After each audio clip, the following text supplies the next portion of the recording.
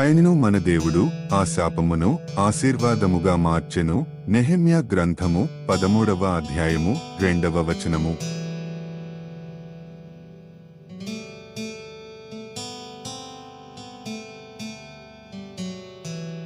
ఆయనను మన దేవుడు ఆ శాపమును ఆశీర్వాదముగా మార్చెను. నెహెమ్యా గ్రంథము 13వ అధ్యాయము 2వ వచనము.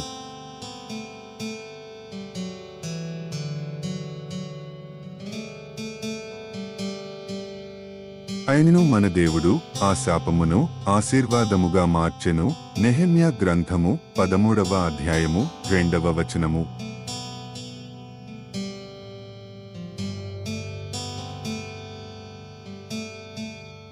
ఆయనను మన దేవుడు ఆ శాపమును ఆశీర్వాదముగా మార్చెను.